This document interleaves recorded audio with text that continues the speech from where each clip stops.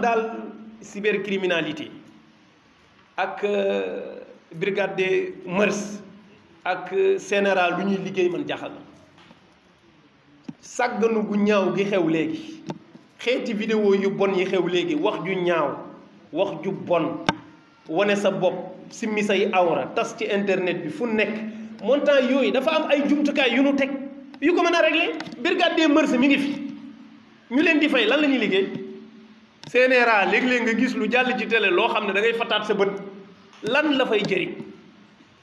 cybercriminalité lu tax toujours dañuy xaar nit indi fa plainte pour ñu gis li ci dëkk bi pour ñu dindi ko sëriñ bi yooyu du yoon valeur yooyu dañ ko war a garanti te garanti gi mooy jumtukaay yi ñu teg foog ñu appliquer ci kaw ñooñu parce que loolu mooy yàq jikko yeeg pas-pas yi li koy yàq foog mu am yar bu dal ci seen kaw nee na ñu ñaan yàlla nag mu nangul ñu tabaski mi ñaan yàlla mu may nu fekke déwén